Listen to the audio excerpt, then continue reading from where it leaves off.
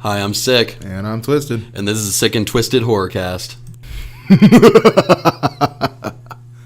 Hi, guys, and welcome to Those Weekly Podcasts. Today is actually my picks. But before we even get to that, don't...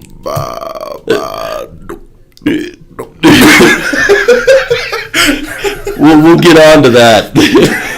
But beforehand, we got some upcoming news. Yeah, we got some upcoming movies. Definitely one to watch for that we're going to get to in a second that I'm jumping out of my seat to watch. But first, Overlord is a trailer that popped up in my feed the other day. Mm-hmm. Produced by J.J. Abrams, so prepare for lens flares. So this is a World War II horror movie, which seems like a fairly different idea. Different and yet popular? I wouldn't say horror for war movies, though. You never see like a war movie go horror. No. But I have been waiting for a movie like this since I played Wolfenstein when I was a kid. Yeah, but it fits whenever you're doing in terms of video games because it's something that you can... It's an action that keeps your pulse racing because it's war. Mm-hmm. With movies, you often find that war itself is just action-packed and it comes with its own form of visual horror. But it feels like this one takes a sidestep away from the war and gets a little quiet in this building that they're in. It kind of does, but at the same time, there was a lot of gunfire. I mean, the entire... when the trailer to your horror movie is backed by Hell's Bells from AC/DC... I mean, I feel like either you've lost the plot or you're bringing something new to the table. They are. Nazi zombies. Oh, well, trust me, I know. So the blurb about this that you'll find online is on the eve of D-Day, paratroopers drop behind enemy lines to carry out a crucial mission for the invasion. As they approach their target, they soon begin to realize there's more going on in the Nazi-occupied village than a simple military operation. God damn it, Mangala. Yeah, so there's not a lot that they're really giving you. With the trailer, you see syringes, you see zombie-esque figures, you see almost exorcism-like bending happening. Yeah, there's some weird bending going on. So it's definitely something to take a look at. Production companies behind this one are Bad Robot and Paramount. So, I mean... I like Paramount. It's not something to snuff at right now. No. I've seen 2 different dates on this thing so far. I've seen October 26th, and I'm seeing November 9th also. Oh, really? So expect it sometime end of October, early November timeframe here, folks. Yeah. So, that's what we're looking at on Overlord. Interesting one. Definitely something to keep your eye out. And if we get a chance to watch it, we'll let you know. And then next up, we have a movie I've been wanting since I was such a little kid. The Return of Mothra. Godzilla. No. Yes. You see Mothra. This is Godzilla. This is Godzilla. This is not about Mothra. This is about Godzilla. Fuck Godzilla. Shush. Fuck Godzilla. This is Godzilla. King Kong's better anyway. I will slap you. This is a Mothra movie. This goddammit. Is called Godzilla, King of the Monsters, which means that even the producers and the directors and the fans know that he's the king. Yeah. Okay. Pay respect to the king. Okay. Yeah. This movie's called Godzilla, but there is also a movie called The Room, and it's not about a room. It kind of was about a room. No. they were in that room. This is a Mothra movie. Shut your fat ass. Anyways, Godzilla, King of the Monsters, trailer dropped for it this past week, and oh my god. Oh my god. Millie Bobby Brown from Stranger Things fame is making her big screen a major. Would this be a debut? Yeah. I don't know if it's a debut, but it's definitely the biggest movie I've heard of her being. Yeah, definitely that. Vera Farmiga, Sally Hawkins, Ken Watanabe coming back for his return. I liked him in Inception, but I'm one of those guys. I liked him in The Last Godzilla. Well, yeah, there's that. Let them fight. But yeah, this one's coming out, what was it? May 31st. Slated for end of May. We'll just say end of May. Usually when they put a 31st on it, that's just like a holding date. Yeah. So put it roughly spring to summertime here on that one. But Go Mothra. You're seeing... Go Mothra. Go Mothra. Would you shut up? You're seeing Godzilla for sure. For sure. In the trailer. You're seeing Godzilla. Yep. You are seeing Mothra. Yeah. You are seeing Rodan. Yep. And you are seeing King Ghidorah. Oh. And from what I've been reading, there are up to 6 monsters that are going to be in this Holy Christ. So, I mean, we could be thinking about Anguillus. We could be talking about Gigan. You think the government's going to bring out Mecha? Yeah, I hope they Please don't. Please don't bring Mecha Godzilla into this. So overdone. Anyways, I'm a huge Godzilla fan. I've been a Godzilla fan since I was a kid. I'm really hoping this movie ends with, like, a roar and then King Kong on a building. I hope it ends with a roar with King Kong in his mouth. Shut up. King Kong's better. King Kong can't even claim the title of King of the Monsters, so shut up. Anyway, so that's what's coming up, guys. We'll definitely keep you updated on Godzilla for sure. Oh, yeah. And whenever we catch a glimpse of Overlord, we will definitely hit you with at least a small 5-minute review or something. Oh, yeah, without a doubt. I know for sure we got a couple of movies we're going to be wanting to cover here soon. Mm-hmm. I know whenever it came out, I got to see A Quiet Place, which I want to talk about so much. When it came out in theaters, I got a chance to see it. Got a chance to see it again recently, and it is still as good as it was. Has that come out on DVD yet? Just popped out on DVD, cool. So definitely pick that one up a little bit. We'll be talking about that one. Hopefully, probably not going to be next month because we got a schedule kind of set up for that one. But maybe the month after that, something along those lines, we'll be able to talk about that. Actually, no, that would kind of fall into our theme for next month. It would. So, it would. Yeah, but let's keep that one a secret. Yeah. We'll talk about the theme at the end of the episode. Yeah, for sure. But for right now, we are doing the favorites of the month from our good man, Sik. All right. Apparently, I am not a good man today because of my bad pick. But we will get back to that one at the end. But first, let's start on some good news, man. My favorite for this month, my girlfriend got me into it. Really enjoyed it. The Babadook. Babadook. Is that really the noise you're going to use for it? I thought it was more like a fry chord scream to me. It was just like, Babadook, Dook, Dook. Did you not catch that out of that? No, not at all. What? No. Okay, we're going to... Don't. No, I'm not. Don't. We're good. You know what? Whatever. You interpret it your shitty way. I interpret it my good way. I think this movie was rad. Oh, yeah. It was actually really good. A lot. Like, it was not really jump scares. It didn't rely on those, which I like that in a movie. Well, it went out of its way to avoid using jump scares as the mechanism that everybody uses it on. But tension building like a mother. Oh, yeah. Without a doubt. And it was almost like a creature feature where you never see the creature. Mm-hmm. You see him, what? Like his face twice? If that in the movie. Like there's once in the TV. Yeah, you see him in the TV. The neighbor's house. And then once on the ceiling. Yeah, a little bit. Like a flash of it. Yeah.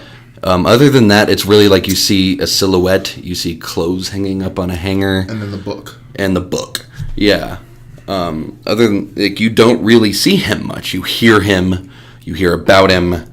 But not really see him. And it adds this extra factor of what the fuck is going on. And honestly, like, I think that what it does with that, by just leaving it to imagination on the clothes and the hat, is it puts that in everybody's home. Right. Because in the dark, everything can look that way. Oh, yeah. You have a hat up on a hat rack next to the curtains, and you've got the Babadook right there. Right. So, you know, it's perfectly done to be able to leave it to everybody else. You know? Yes. Oh, yeah. The way it was shot was just gorgeous. Oh, yeah. One of the first things that I have here is this kid. So it's about a mom and her son. This kid is hyper afraid of monsters. See, I was kind of wondering if he was on the spectrum at first. Yeah, he definitely has some tendencies where it's like hyper attentive on certain things. He won't let anything go. He doesn't react well with other children. It makes sense. So that's why I was kind of thinking, it's also about a mom that's struggling with a child with special needs. Right. In some sense, if you don't want to see it that way, that's fine. Not everybody's going to see it that way. I can see how you could see it that way for sure. Definitely puts in different perspective in my mind. But the mom is struggling. Oh yeah, she's super struggling. She already at the beginning of the movie looks incredibly disheveled, and more so as the movie progresses. It reminded me so much of Requiem for a Dream. Yeah.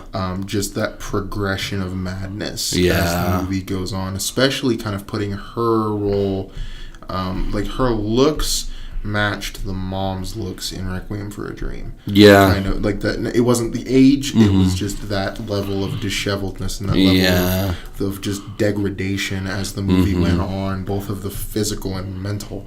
Right. So yeah, it was definitely a couple of callbacks for me on that one.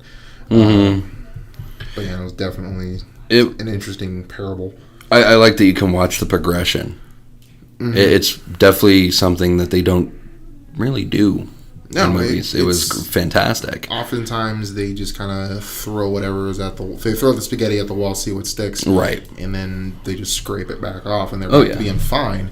But in this one, it was obviously showing in her work. It was showing at home. She's progressively showing up late for work or ending up calling into work. She's sleeping later in the day and not getting as much sleep into the night. And I think the night scenes is what kind of brought me back to Requiem. Okay. Was that progression of time being so rapid and just that loss, the complete just emptiness. Oh yeah. So definitely right there. This kid has some crazy engineering skills for a 6-year-old. Okay, this is something I wanted to talk about.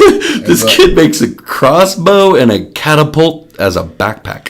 I was upset with the fact that this mom did not just disassemble these weapons. I was super skeptic at that. It was just like... She just take it off. No, take it away. Take it away and then you take a hammer. He has a crossbow that he has made. A crossbow that fires actual darts. That at the end of the movie, the mom is playing with him with. Yeah, she literally goes, "Oh, good shot." And you hit a bullseye. Okay, congratulations, your kid's a good shot, and you're bonding and all that, but he has a crossbow. What are you doing? A homemade crossbow. He made a crossbow. And he made a catapult. That catapult's kind of cool, though. Yeah, catapult's kind of cool. He's still a child. He's still a fucking child. This is a catapult that shoots... Was it a baseball or was that it... That looked like a croquet ball. Yeah, that's what I was thinking. Either like a croquet ball or like a billiards ball. I'm pretty sure it was a croquet ball. Oh, yeah. And he straps it to his back, pulls a lever, and it just slingshots it out of a ravioli can. and it just breaks a window. And she's like, "Go put it away." See, what's interesting to me is the mom... this is something stupid that I thought about and I shouldn't have thought about, but, I felt like the mom had more money than she was letting on. Yeah. Because, windows were getting broken all the time. Stuff was falling and crashing. She had enough, wood and stuff for that kid to take a saw to in the morning hours. But she was and she, took the kid out and bought him snacks and let him go to the toilet, whatever. And it was never really a big deal. But at the same time, there was an underlying story of her being late on her bills and her not being able to pay for things. And she was offering to pay for the kid's surgery. For her nose being broken in 2 spots. Yeah, so I don't know.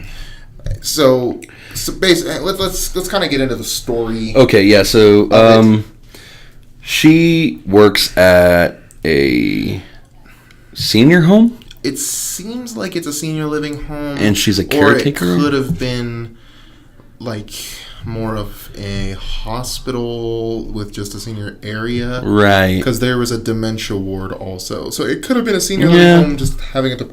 Well, I know a lot of senior wards do have a dementia ward. So yeah, it could have just been senior living. Yeah, and her kid gets kicked out of school because he brought a crossbow to school. He doesn't get kicked out. No. She takes him out because she. So the principal and the administration were going to put him with a monitor that was going to watch him as he was at school. Yeah, which is a fair thing to do with a kid that brought a crossbow. That is more than fair. It was a fair thing to do if they would just kick him out. Yeah, like if they kick my kid out, going like, hey. He brought a crossbow. I'm like, yeah, right. No, I got. No. He's gonna get his ass beat. Actually, you mind if I borrow your belt real quick? I forgot mine at home. I'm coming up. Yeah, let me get that thing. Is that rhinestones? That thing's not.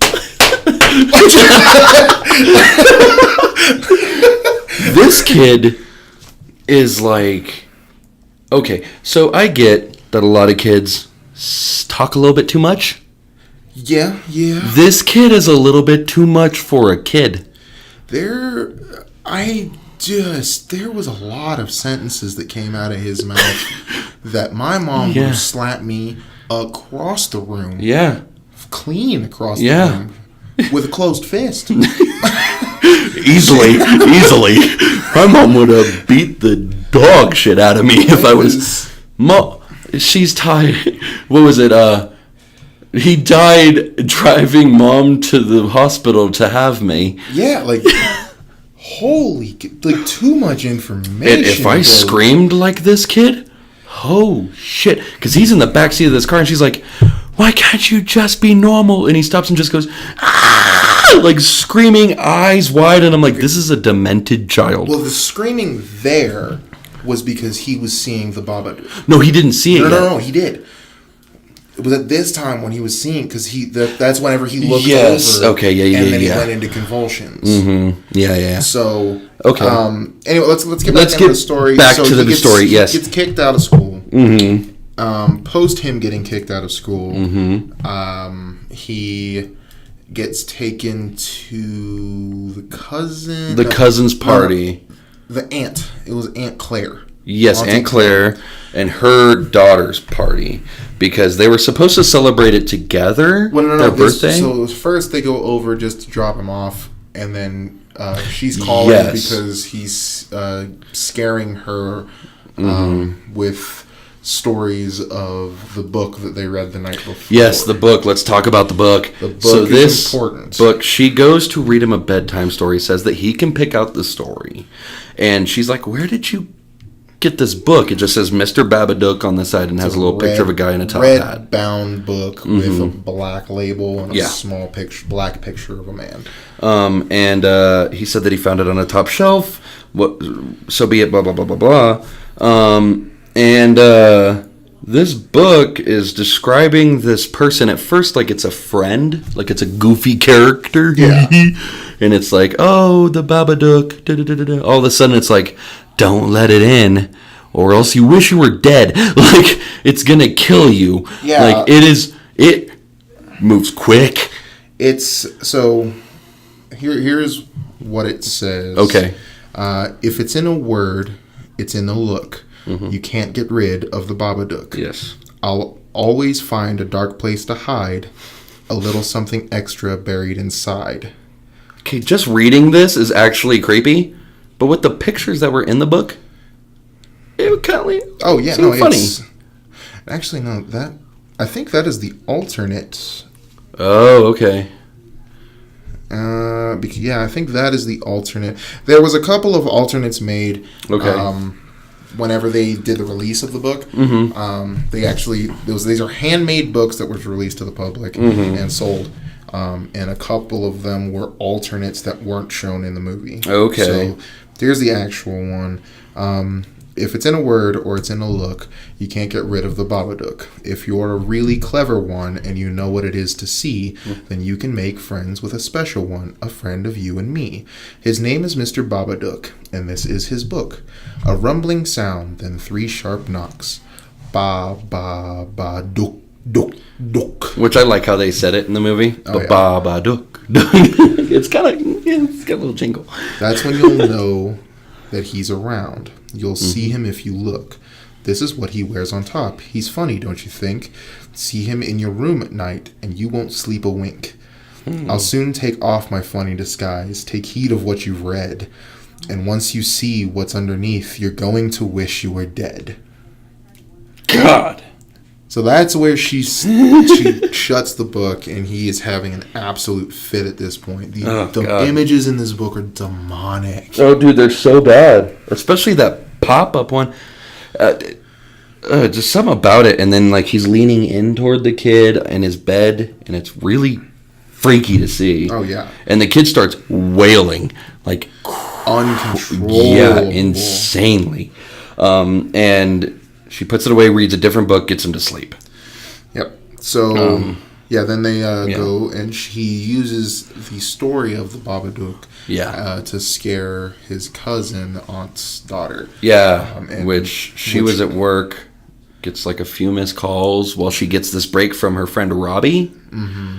Which seemed like they were kind of going for a love interest. And at first, and then just forgot it. I'm not sure if they were doing as a forgetting or as a scaring him away sort of deal. Because later on in the movie, he shows up at the house. Shows up unexpectedly, and the mom and the son are in the middle of an argument, and he just kind of leaves. Yeah.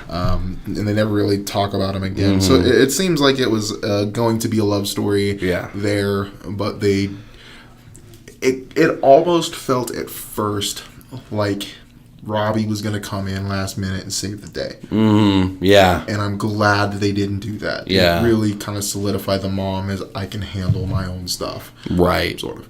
Yeah. Sort of. But yeah, so there's a birthday party. Yes, the birthday party. And the birthday party was supposed to be for the two of them, the two kids. Yes, because she refuses to celebrate his birthday on the day because that's the day her husband died. Exactly. She still has yet to get over this. It's been 7 years. 7 years. Since the day. And still not over it, which, I mean, to some people that's completely understandable. Not everybody deals with grief in the same way. No. And the people in this movie don't seem to understand. Right. The aunt especially. And her little fucking friends, harsh. Dude. The aunt's friends were just kind of like... It seemed like they were all in a sorority together. Yeah, they were kind of cuntish. Like, yeah. little.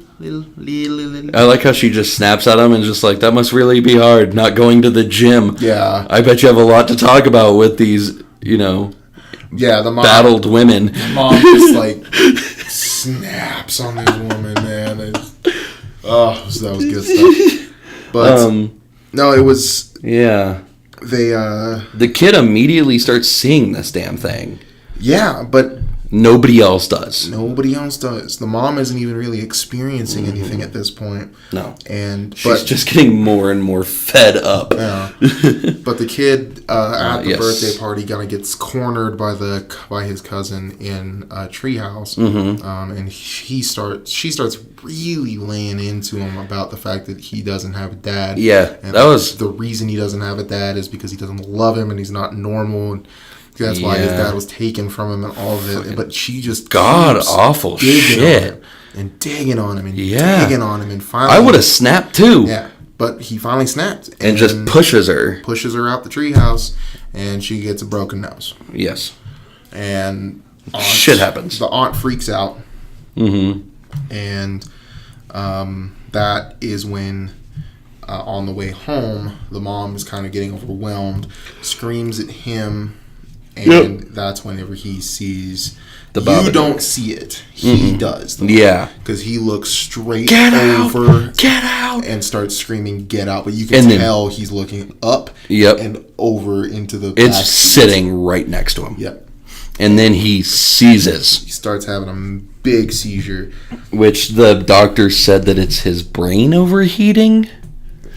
Yeah, because they were saying he's got a lot of anxiety, and the amount of anxiety he was under could have led to something along those lines, which, I mean, I'm glad she took him to the doctor and didn't do what a lot of horror movies do, is just try to take him home and take care of it. Yeah. You know, that's a big thing, is they don't go to the authorities. And they don't go try to take care of this.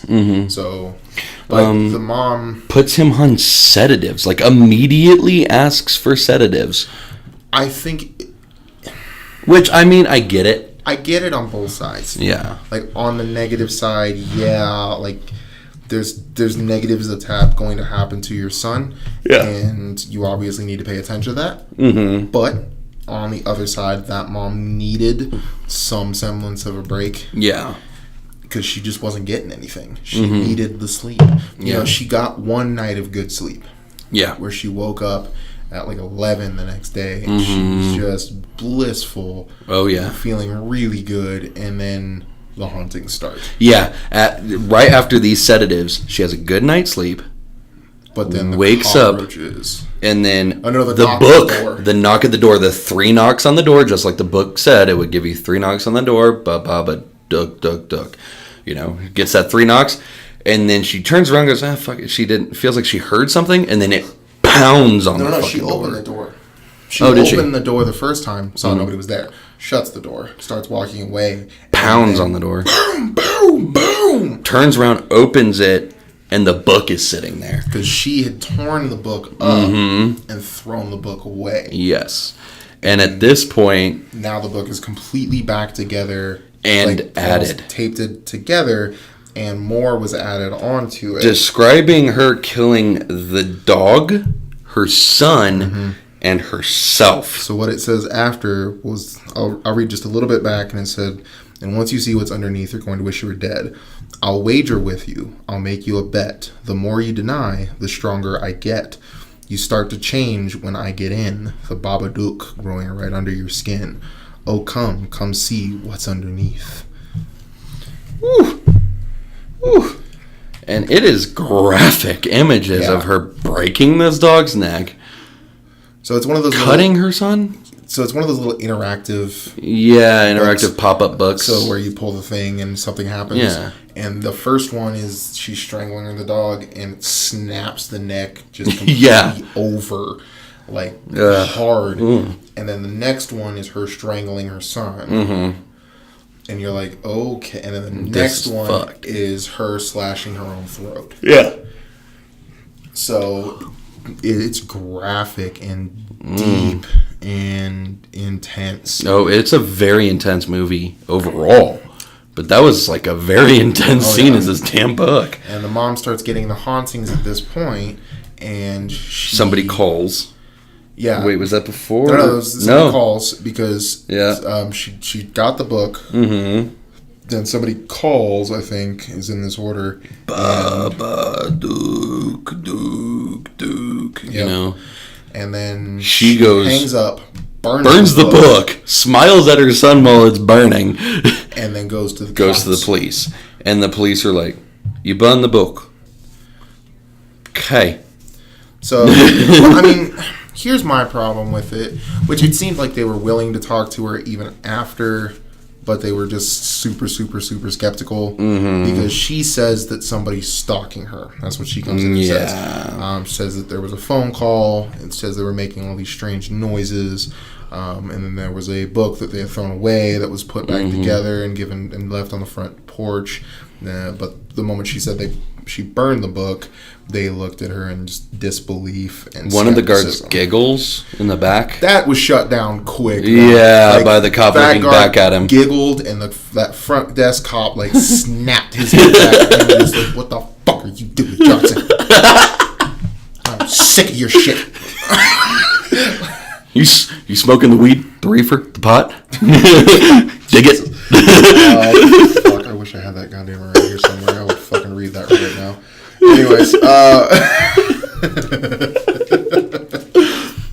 Anyways, so yeah, it was Yeah, so she leaves without filing a report because they're giving her the eye and because she sees the glimpse. Yeah, in the back she sees...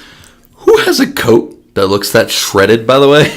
So those were gloves. Oh, were they gloves? Mm-hmm. Those were some pointy-ass gloves. So it was the top hat that the Babadook wears. Top hat, yep. The black cloak that he wears. Mm-hmm. And then the gloves that look like his fingers. That are like down to a point at the tips.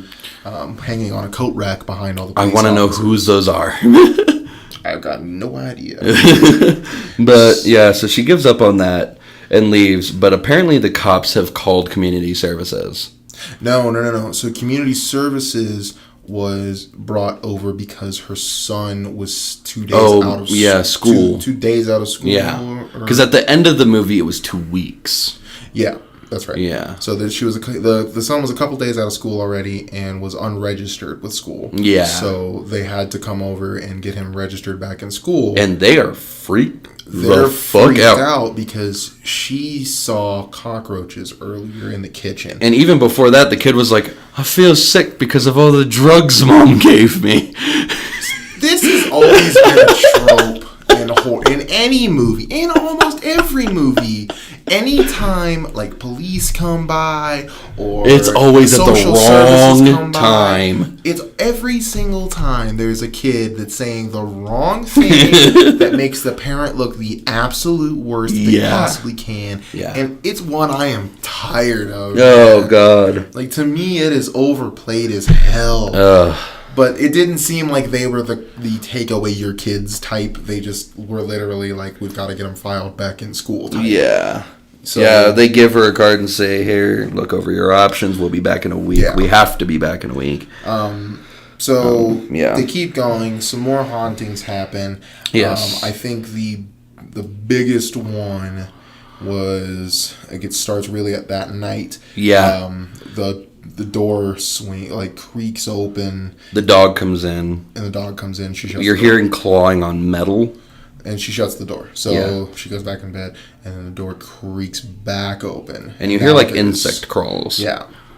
Like little skittering sounds, and then something skitters across the ceiling. Yeah. And then it grabs onto the light post, and it's a big black object. Yeah. And then it lunges straight forward. Yeah.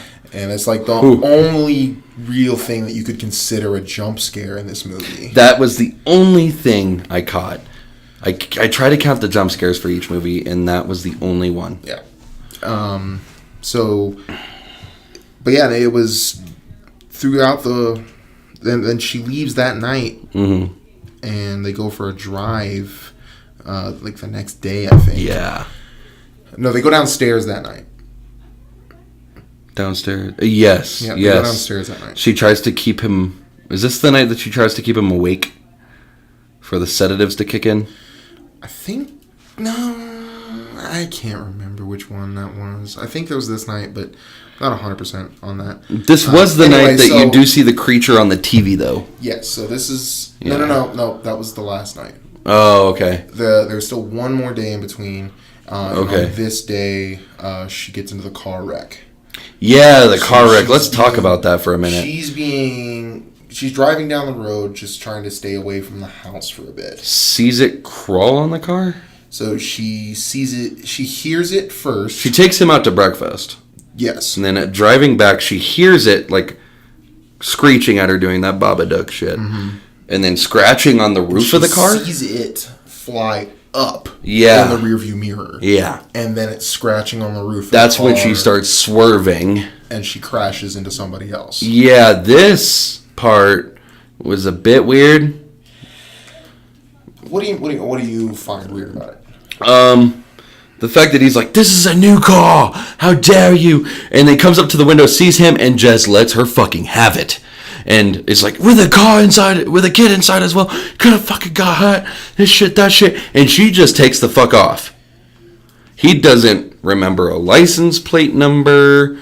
Nothing. It's never brought up again. Doesn't follow her. I think it's one of those things where it's just like, he was trying to call it out, and he got his own shit called. Like, it wasn't even like he got his own shit called out on him. It was just she just drove off. It was like a super weird situation, and one of those like, am I gonna follow this chick and track her down and get all this stuff?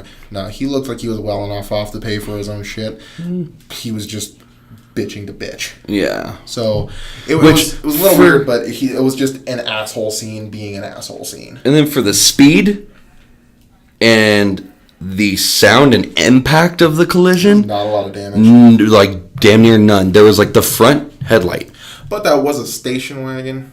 Like, and them old shaggin' wagons. But you look at his car too, it's a brand new car, got fucking barely shit on it. You didn't really get a good look at You didn't his get car, a good though. look, no. I mean, and I've been in times when I used to drive an 85 Mercury Marquis. Oh, damn. That Mercury Grand Marquis I loved. That was my favorite car. Right. I got into a collision coming out of a Walmart where dudes just like we caught corner to corner because I was trying to come out and he come around the side and just drove on. Then we met and I barely got a dent. Like, I think, like, part of my fender got a little messed up, and, like, I got a dent on the side of my car. His truck front was dropped, like, tore apart, like a shark took a bite out of crime, all right? Like the headlights just dangling down, like, his whole front bumper was destroyed. I love the analogy so much. A shark took a bite out of crime. How dare you drive the Ford? I kind of want to see like a crime shark movie now. Detective Jaws. Please, if they make Zootopia 2, have a detective shark. His sidekick, Aquaman. Old Aquaman, not Jason Momoa. Aquaman, I'm sorry, Jason Momoa, don't kill me. Wow. You see him, he could do it. You turned pussy quick. You want Jason Momoa? Oh, fuck no, that man will kill me. Exactly, you shut the fuck up and say sorry. I didn't say shit, you did. Anyway. So there's the hit and run. And she, also, this kid is asking the old lady next door with the shakes why she has Parkinson's. Now, hang on. I will defend that scene because I have heard kids ask stuff like this. Yeah. That's just kids. Yeah. It's just kids not having filters. Right, yeah. That is literally just kids just like, where's your scar come from? Why are you missing a leg? Where's Dad? I feel like that would hit a little bit too close to home for me. Me too, buddy. Anyway, so it was. The old lady walks up as she's coming in, and she's like, "Oh dear, I'm glad you guys are okay. I know that it's getting close to Oscar's death." And she snaps the fuck off at this old lady and goes, "Why do you always have to bring him up?" And just fucking storms off. I'm sitting there going, damn. I want y'all to know the whole time he was doing her impression, he was shaking. I don't know whether to be like proud of the commitment or ashamed. I'm a method actor. Ashamed of the methodology. I'm a method actor. What do you know? So anyway, this is the night where it all starts to go haywire. She's watching TV, sees the TV that turns into the story of the Babadook, sort of. Yeah, in a way. And this. Oh God. So the kid palms his pill to not take it to go to sleep. Yes, saying that she's scared, or he's scared, and he would like to go over to the old lady's house. And she tells him, like, don't make phone calls, all this. He palms his pill, acts like he takes it. She checks his mouth, not his hand. So he's downstairs. They're both downstairs. Mom is watching this TV show and starts convulsing to him. She sees herself being taken over. The news. Or, no, wait. Yeah. Well, wait. The news story was before that. Right. The news story where it talks about a woman killing her 7-year-old son on his birthday. It was his 7th birthday. And then all of a sudden, you see somebody peek out the window, and it is her with a maniac smile. and she sees her ex-husband. Yeah, the vision of her ex-husband saying, basement. "Bring me the boy," which was terrifying. And at this point, she gets kind of pinned to the ground, and something stabs her through the back and absorbs into her. And now the Babadook is inside. And she is now convulsing, head tilting in awkward ways. And she begins attacking the kid.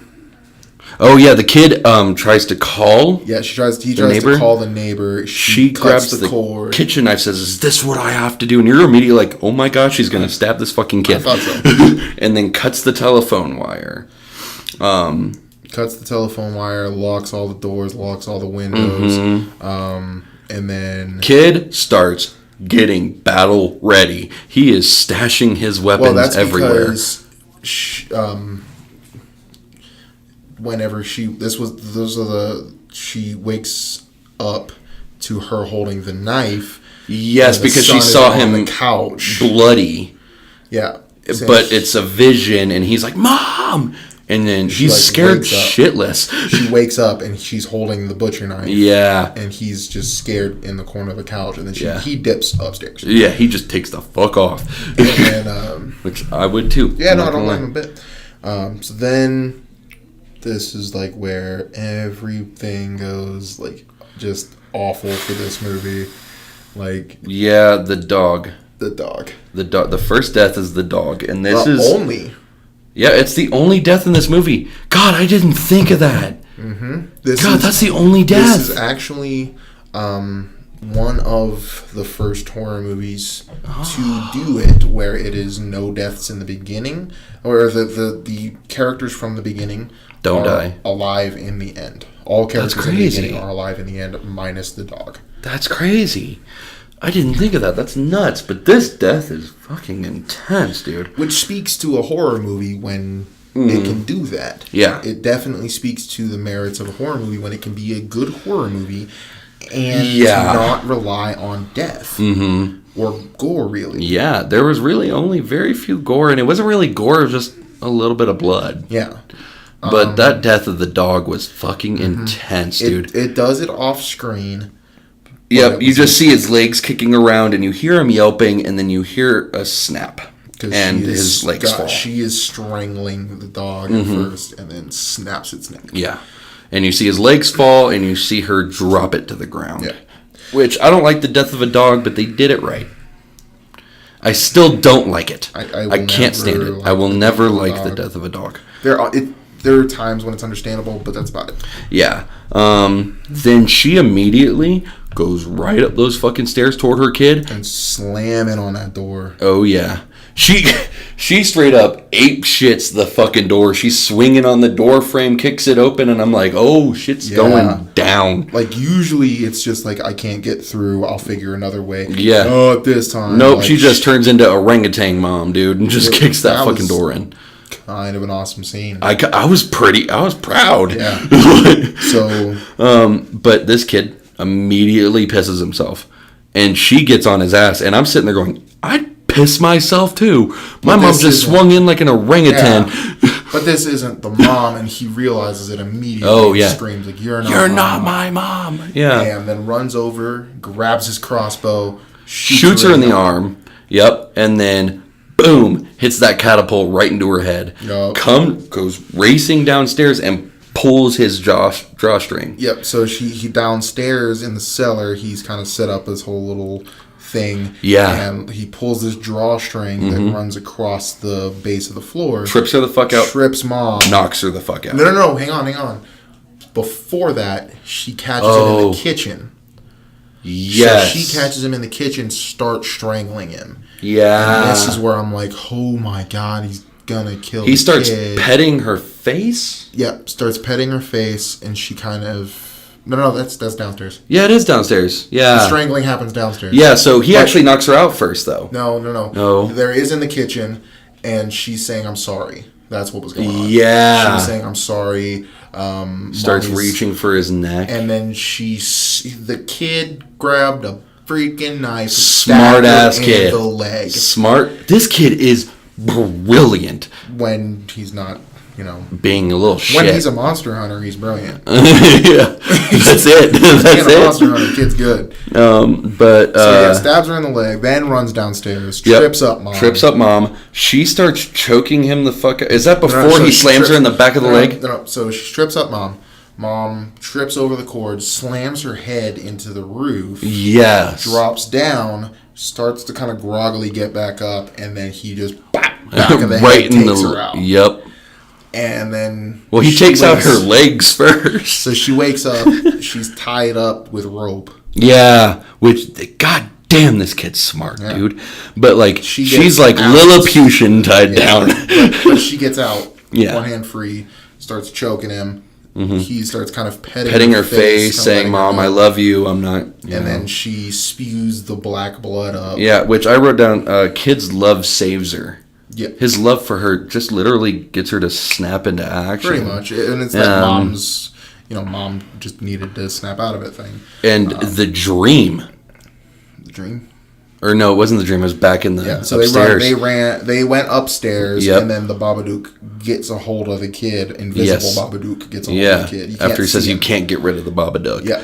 Can't see the Babadook. Starts slamming him into the walls. The kid, drags him upstairs, slams him into the wall. Just beating the dog shit out of this kid, and then the mom comes and grabs the kid, and then just screams at the top of her lungs that you can't have him. And the husband comes back. Briefly. Yeah, and you see, you hear the car accident, and you can hear what he might have said. And then his head gets sliced, and it's kind of cheesy, but it's kind of different at the same time. It's she sees the death, and you kind of realize that this is the embodiment of her grief. Yeah. And so immediately she starts yelling, if you touch my kid one more time, I'll fucking kill you. And screams at it. It drops to the floor. Mm-hmm. And then immediately it gets back up. She's like, oh, fuck. And it races downstairs into that thing, and it's done. It's over. Runs down into the cellar, and that's where it stays. And they're happy again. Yeah, the next day they're happy again. The next couple of days they're fine, and she's doing the garden. They're having a birthday party. Feed it. Yeah, they feed it, which was a little bit of weird at first, and then you start to look into the backstory of the movie, which I guess the Babadook is supposed to be a personification of her grief. Yeah. And so she's feeding it because she's learning to live with it. Yes. So it makes the movie make a lot more sense. I agree. But yeah, so that's really the movie right there. It's insane. It's really, really, really good. I recommend anybody watch it. The lack of music is incredible. Very silent film-esque. It brings you back to those silent films. Mm-hmm. Really gets you. Oh yeah. I know you had some trivia. Some trivia. So the writer said that she chose the Babadook name because it was a silly name like the Jabberwocky, that a child would make up, which I thought was really cool. Well, it's actually Hebrew. Really? It's not demon. He is coming for sure. Really? It is Hebrew. In Hebrew, Babadook means he is coming for sure. I'm a Jew and I didn't know that. Yeah, I feel ashamed. I knew Yiddish, not Hebrew. My family knows Yiddish. It terrified both Stephen King and William Friedkin. William Friedkin being the director of The Exorcist. Mm-hmm. But Stephen King said this was deeply disturbing and highly recommended. Just like that, The Mist, dude. That's boom. You got it for sure. Especially since the director and writer of this movie has no film background whatsoever. Yeah, no, that's just impressive. That's huge. I found a little bit of trivia as well. The scream heard repeatedly towards the end is actually the scream from Mortal Kombat 3 from Mataro. You're fucking joking me right now. I'm not joking. Oh my god. That is the scream from Mataro in Mortal Kombat 3. Oh my god, that's so fucking great. There it is. Oh my god, that's so awesome. Also, a vocal sample from the opening cinematic of the PlayStation 1 game Resident Evil can be heard multiple times during the final confrontation. Jesus Christ. Thank you, Resident Evil, coming back onto this stage once again. So there you go. There you go. That's the first movie. That's the good movie. Now on to the bad and the ugly. Okay, folks, I'm getting a look right now of just absolute disdain from my brother here. So I'm not like Sik. I will try to always watch whatever we are bringing to the table. Unlike Sik. So whenever he told me we were watching the movie Eye of the Beast, I was like, okay, let's do this. Okay, so here's the thing about this movie. I saw it in Entertain Mart, and it had an octopus, my favorite animal, and a dude ripped in half, which I'm like, yes, already. And then James Van Der Beek as head billing. I was like, dude, this movie is terrible. I'm buying it. You did me wrong. I'm so sorry. I watched this movie today. I watched it a couple days ago, and I've never been this bored in my whole life. Oh, God. It's worse than a sci-fi original.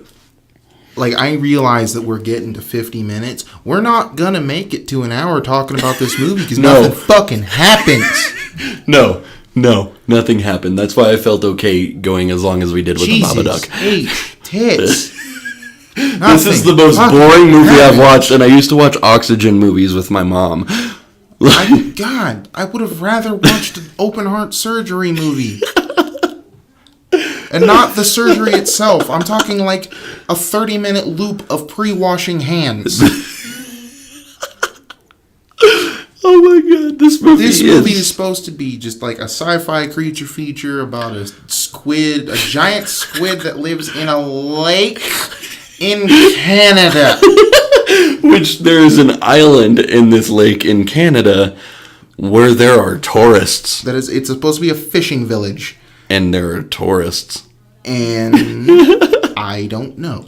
I don't fucking know.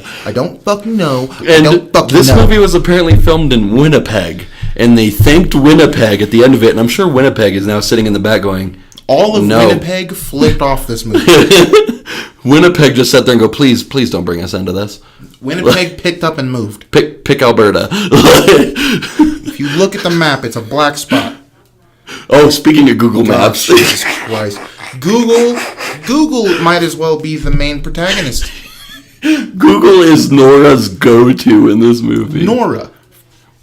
Fucking Nora. Which, okay, so the whole plot of this movie is there are fish that are going missing. And they need to figure out why, so they send the Dawson out to go figure it out. And he, first trip out, finds a wrecked boat from the first scene, which the first scene finds two kids getting pulled in by this giant squid in a boat who are trying to fuck in this boat. So for people that don't know what NORA stands for, by the way, it's the National Occupational Research Agenda. This is a national research company. And first time out, he finds the boat has these abrasions on it that look like squid teeth marks. Sorry, so back up because you skipped a part. What's that? Because there's two kids fucking trying to fuck in a boat. And then the squid just like comes up and like rubs her leg. Just the tentacle comes up. Like he's kind of a mischief maker. And like squishes her leg a little bit. And she's immediate like, your hands are wet and cold, Robbie. Your hands, they're still wet and cold.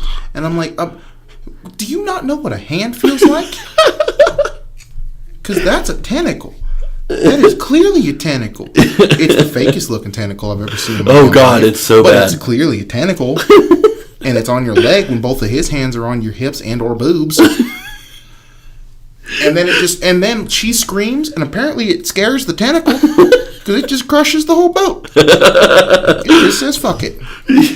But you don't see anybody die, you just see the boat get crushed. Yeah, you don't really see anybody die in this entire movie. You see people get drug away. Yeah. This was an all-around disappointing movie. So anyway, so he sees he finds a body floating in the ocean when he's out doing research for Nora. James Vanderbeek. James fucking Vanderbeek. The James Dawson. goddamn Vanderbeek. The Beak himself. Dawson's Beak. Which Dawson has moved from a creek. What did you say? Skipped pond. Skipped pond. Went skipped straight river. to lake. Went straight to lake. He's moving his way up to sea in no time. Next up is reservoir. No, I think reservoir would be before sea. Anyways, so he goes on a shipping vessel with one of the most racist people in history. Oh, God, yeah. Well, I'm going to talk about him in a minute. Ooh, Talk about him in a minute. Oh, God. So they find a body in the middle of the ocean. Yep. And they're like, oh, my God, help him. They poke at him with a stick for 5 goddamn minutes.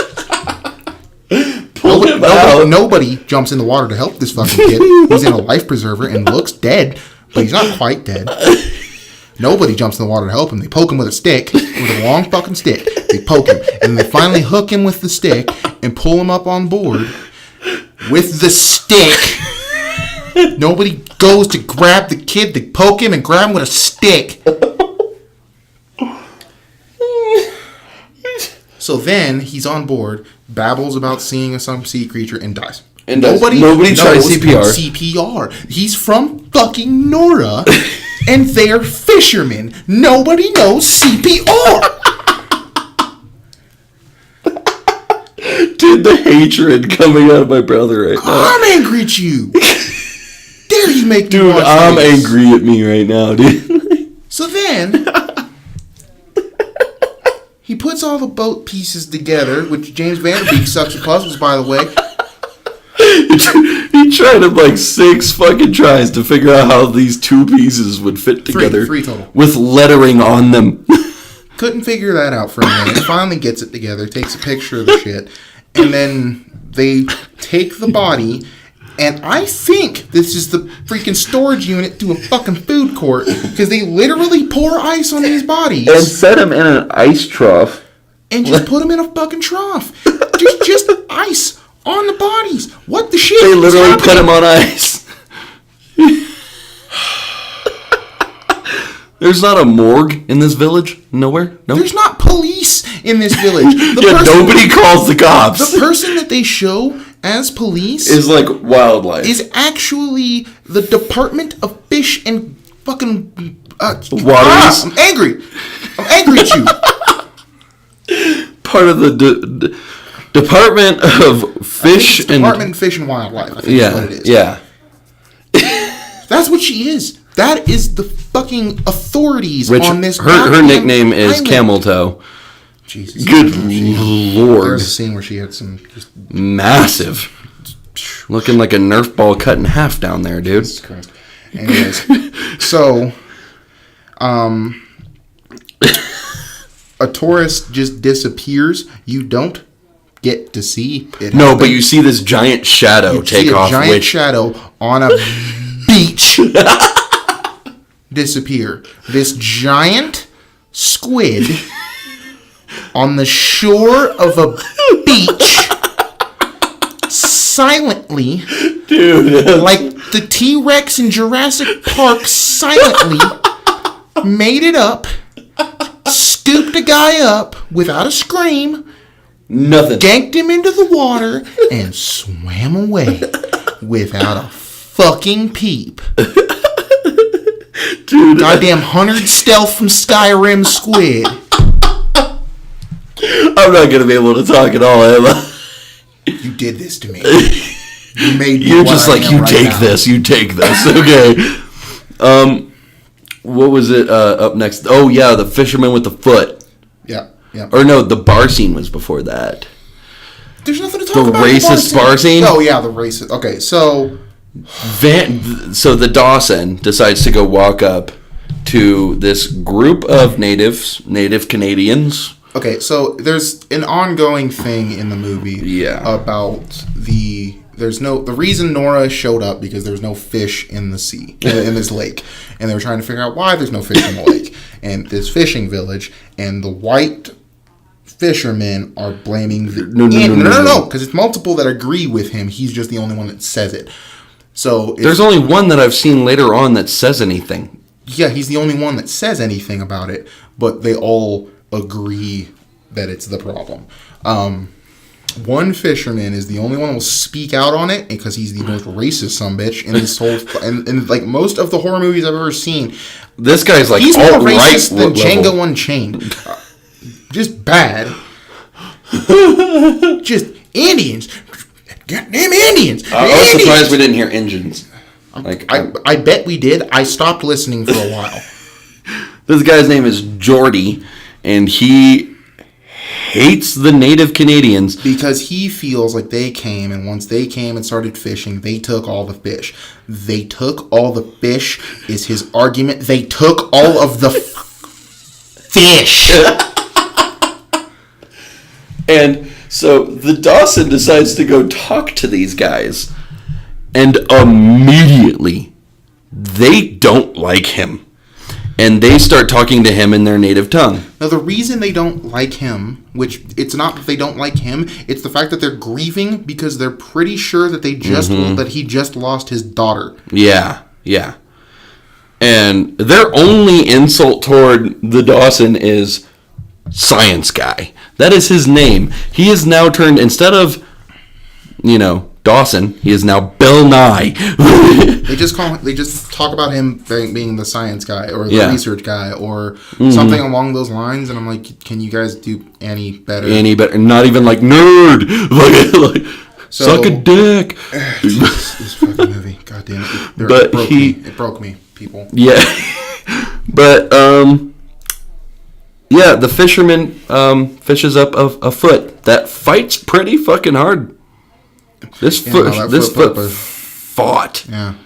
That foot had a leg up on him. He had some tension on that thing. No, nothing. I said that foot had a leg up on him. I don't want it. No, you comment. Don't you fucking start. This whole movie as a whole, what the fuck?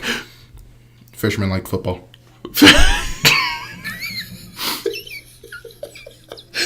Anyways, the World Cup is over. You stop.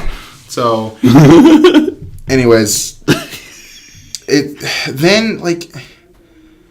there's just a bunch of science talk. Not only that, but hang on.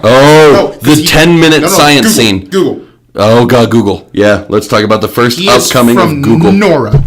He is from the National Research Center, known as NORA. His best tool was Google Images. That's what he did. He Google image searched this thing. He Google image searched teeth marks on the boat. He Google image searched the teeth marks on the boat. He Google image searched the teeth marks on the boat. He's from NORA. Why don't you have better than this? I'm in danger. I'm so mad. And then, after literally a 15-minute science talk with Nora over Skype, in which I tuned the fuck out. I was that bored. I think we both did, because after they were just like, no, we're not going to give you any backing on this, I tuned the fuck out. I'm barely certain I can tell you what was said on the label of my beer.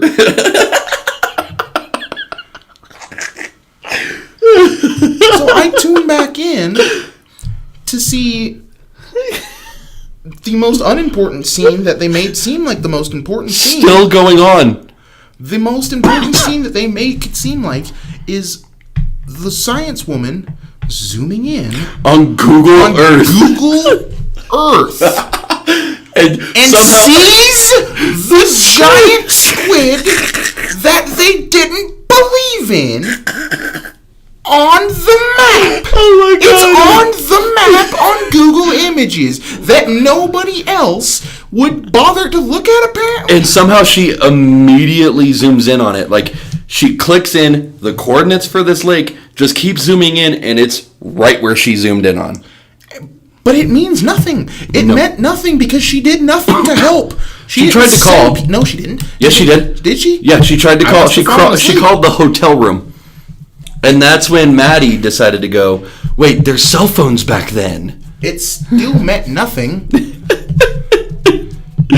so unimportant. It meant nothing. And they're already on the hunt for this thing because Homeboy was on the dock with his wife and a tentacle came up and wrapped around him. Didn't leave any teeth marks, by the way. Because apparently these sucker cups have teeth in the sucker cups, which squids do. And can pull your skin off from the size of this thing. Yeah. But they are selective. Are very selective because it didn't even take his clothes. No. It grabbed him, and then he chopped off the chunk of tentacle. With the machete his wife threw him. Carried it back to the bar. It slapped this thing on the bar table, and then goes hunting. They just decide, we're going to hunt this thing. We're going to get it. And that's it. This group of ships, this one ship, two ship. No, we're going to get there. One ship was going to go out and hunt this thing.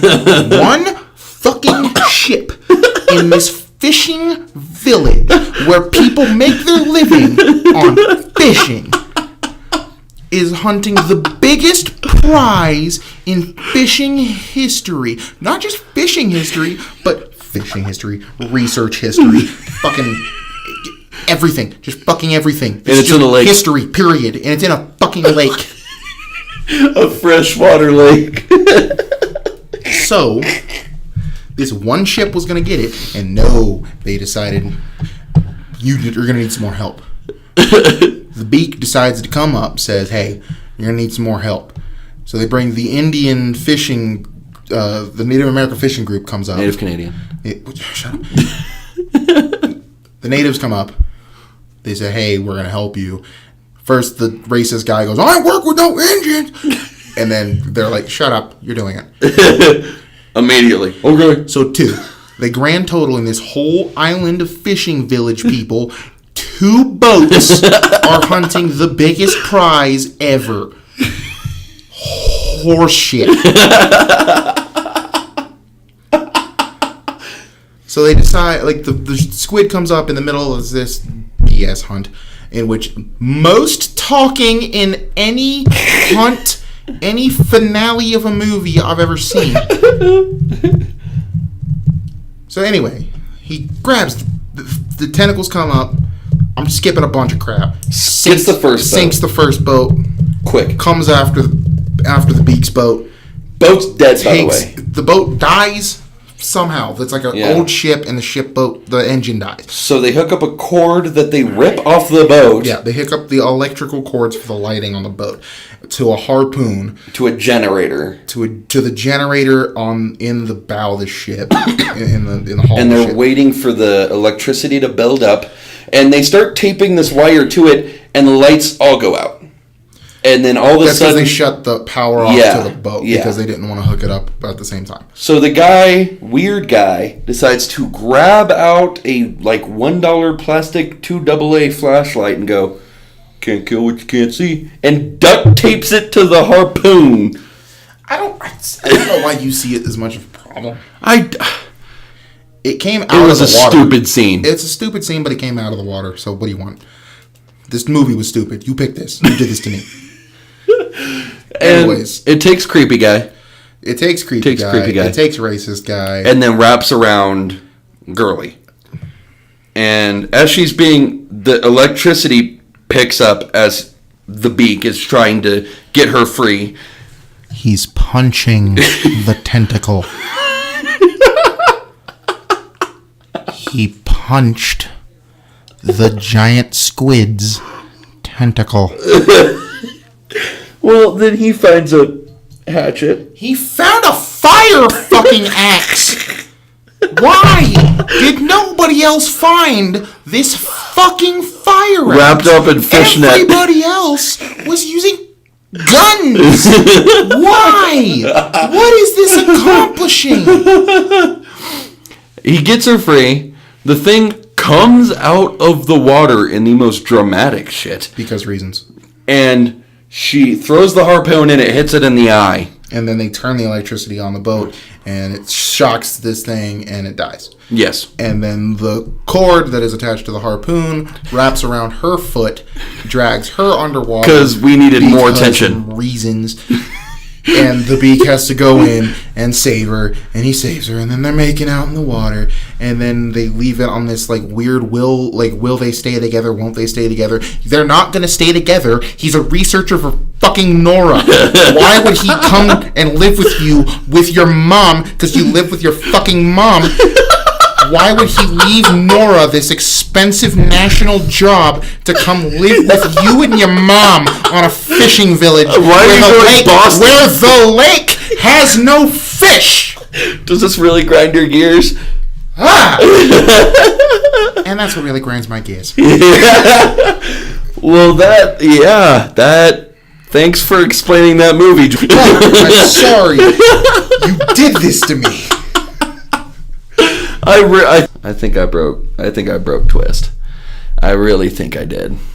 I'm sorry, Twist. So moving on, those were my 2 picks.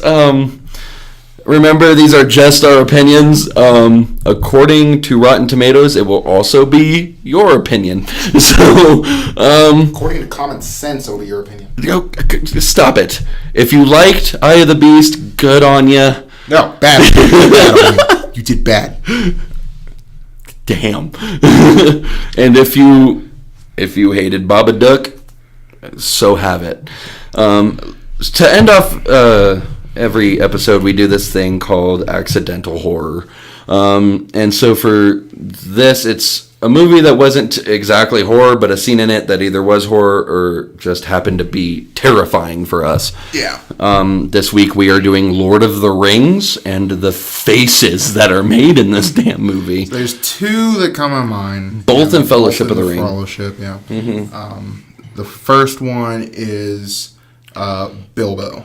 In Rivendell. They're in Rivendell. Mm-hmm. Bilbo sees the ring again, hanging around Frodo's neck as he tries to give him the mithril. And because he was trying to tell him to put it on, and he reveals it. He goes, "My old ring, I'd like to touch it again."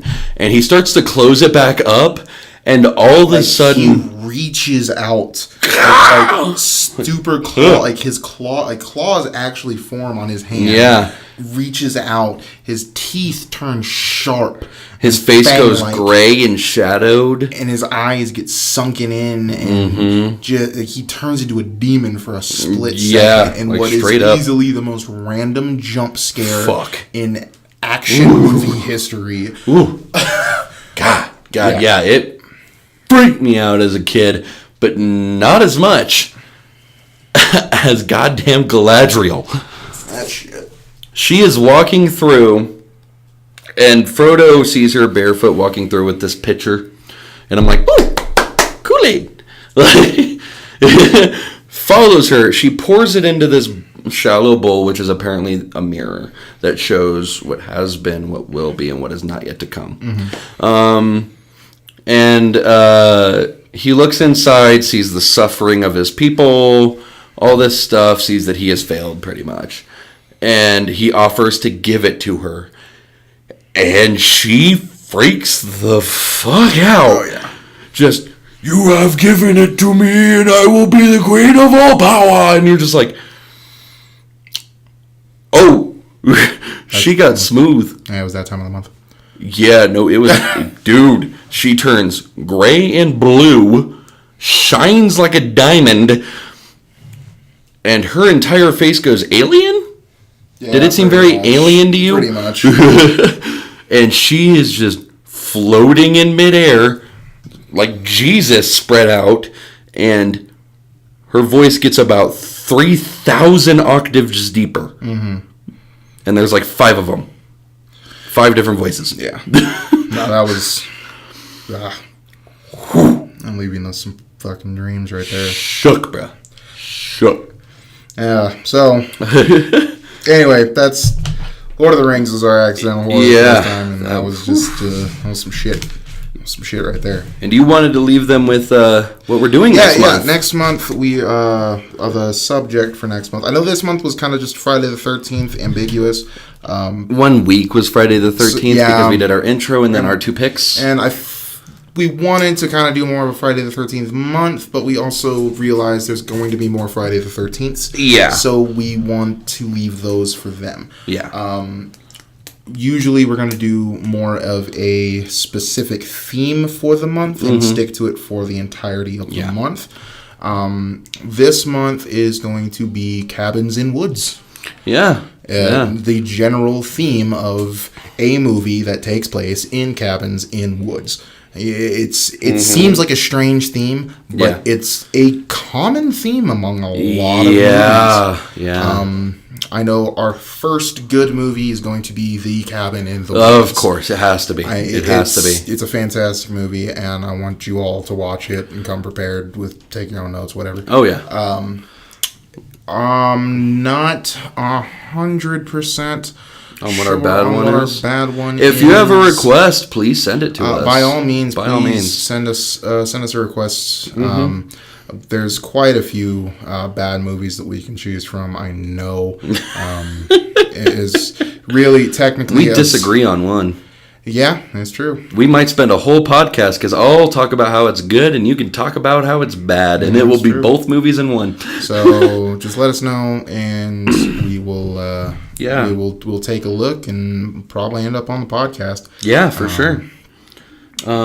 We thank you very much. You could send us those requests over at our Gmail, which is Sik&Twisted. The and is spelled out. Sik&TwistedHorrorcast at gmail.com. Or find us on Facebook at Sik&TwistedHorrorcast. Yep. We really hope to hear from you. And again, this is just our opinions, so please don't give us flack for this. Let us know what your opinions are in the comments down below. God, yeah, please do. Leave the comments, subscribe, please. Yeah. And we will get back to you for sure. So, yeah, we thank you very much. As always, I'm Sik. And I'm Twisted. Have a killer week.